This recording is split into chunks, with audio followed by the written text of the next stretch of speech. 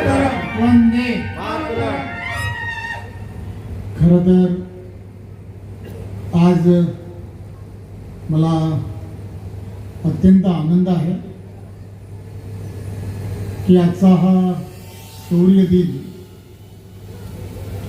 हा कार्यक्रम एक नव्याने प्रत्येक गोष्ट जी असते ती प्रत्येक गोष्ट किंवा प्रत्येक विषय ज्या वेळेला पिढ्यानपिढ्या आपल्याला जिवंत ठेवायचा असतो त्यावेळेला एका पिढीने तो दुसऱ्या पिढीच्या हातात देणं हे अत्यंत गरजेचं असतं।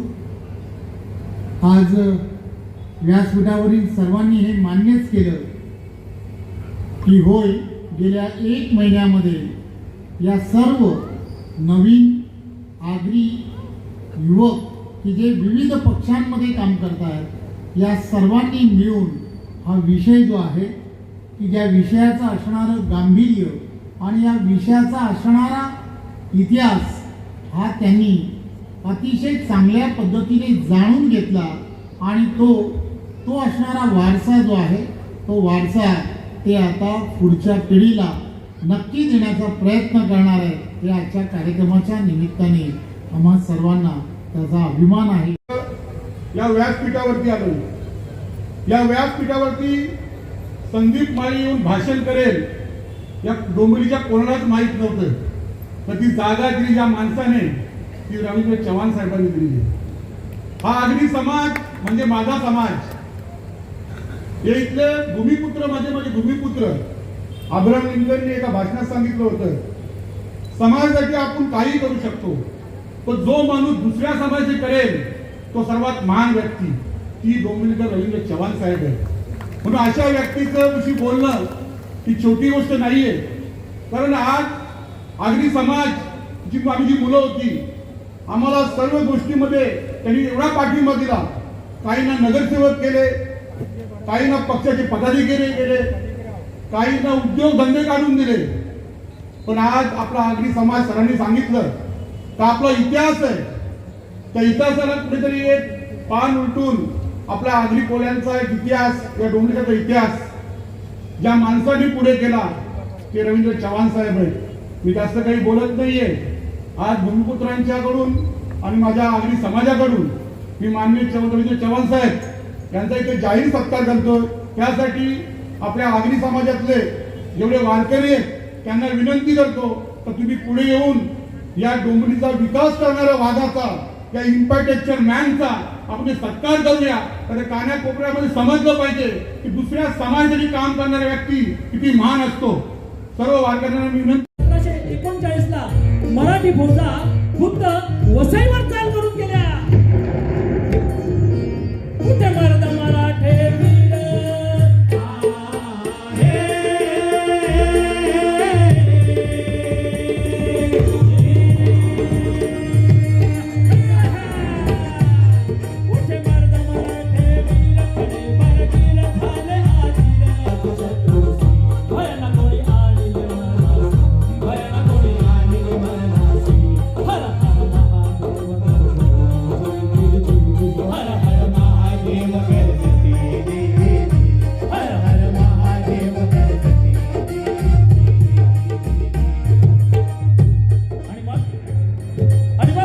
या स्मृतीस्थळावर आलं। वडिलांच्या सुद्धा इथे आतली जागा केल्या गेल्या, वडिलांनी सुद्धा हे स्मारक व्हावं किंवा त्या अगोदर त्यांनी हे जावं।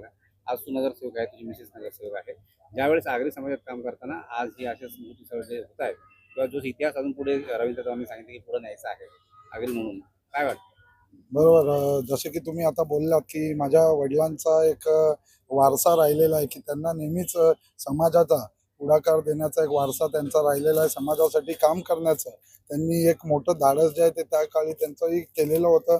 नक्कीच त्याच मार्गदर्शनावर आणि त्या मार्गदर्शनावर चालता चालता मला आज रवींद्र चव्हाण साहेबांची एक खंबीर साथ मिळालेली आहे की तुम्ही युवा पिढी म्हणून एक आपले समाजासाठी जे आहे ते अशा प्रकारची कामं जे आहेत ती राबवा, जेणेकरून आता उदाहरणार्थ आपले मृत्युंजय आन ठाकूर मान ठाकूर हे आगरी समाजाचे 17व्या शतकातले एक थोर बंधू होते आणि त्यांनी दिलेला बलिदान जो आहे तो आज देखील माझ्यासारख्या या भूमिपुत्र युवकांसाठी खूप भूमिपुत्र युवकांसाठी नाही तर सकल समाजासाठी हा एक आदर्श आहे आणि नक्कीच या आदर्शाला पुढे घेऊन आम्ही असे कार्यक्रम जे आहेत ते करत राहू.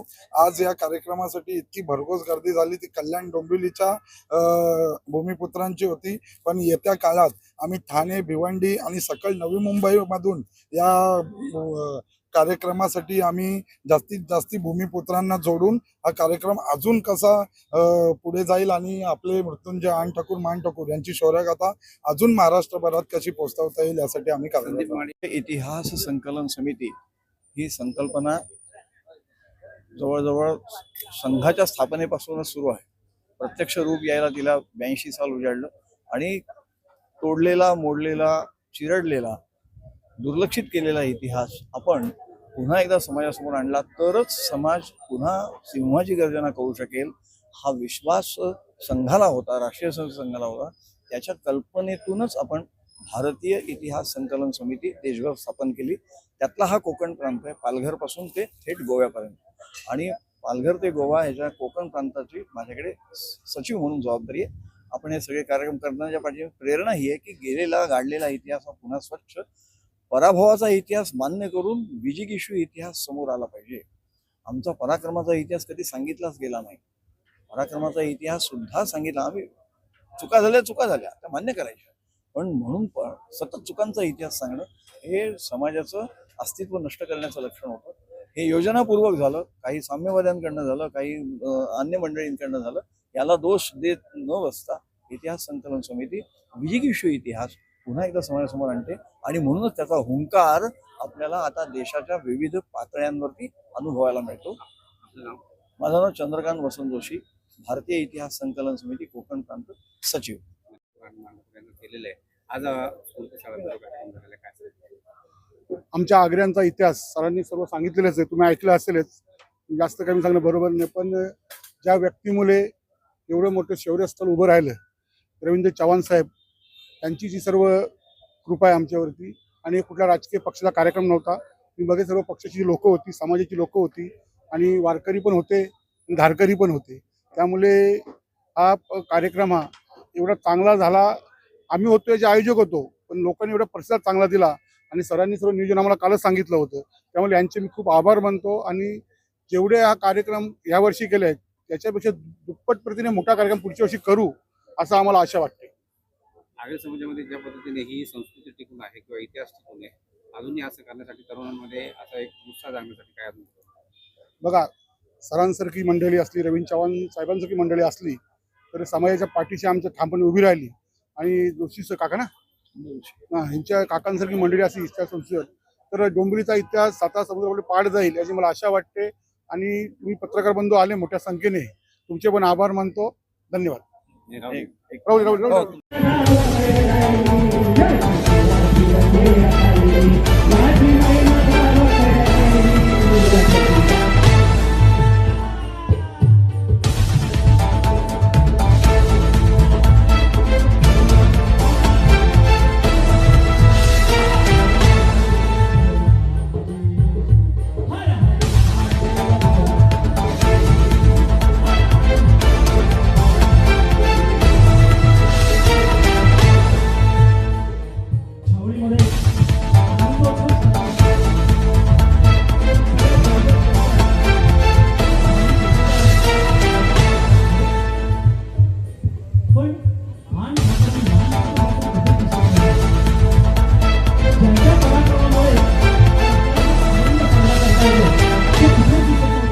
आणि मग आज्ञा सुटली, शोधा ज्या बंधूंच्या पराक्रमामुळे आज आपल्याला हा दिला मिळालाय त्यांना महाराणे दरबारात घेऊन या.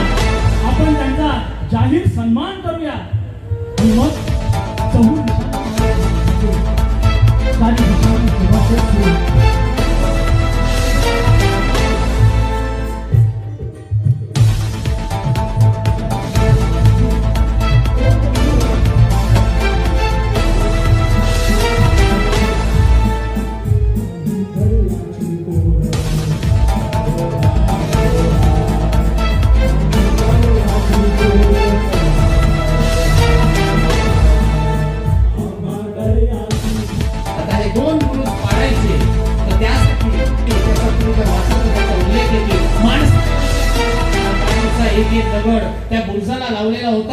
आणि त्या ठिकाणी चुना आणि शिशाने ते चिरबंद केलेले होते. म्हणजे थोडक्यात सामान्य शस्त्राने सामान्य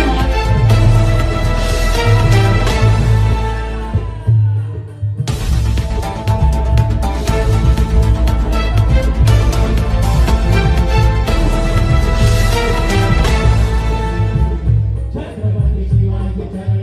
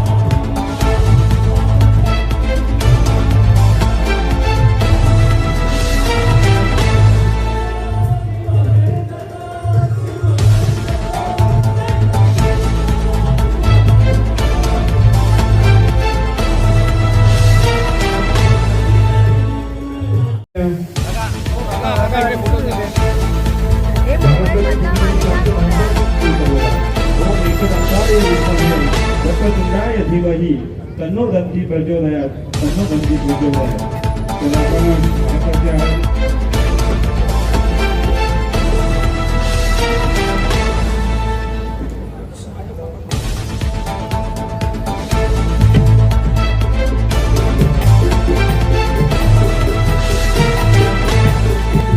मात्र नवी मुंबई आपण मंचावर यायचं जसं त्याला प्लीज आपण पुढे जाऊ.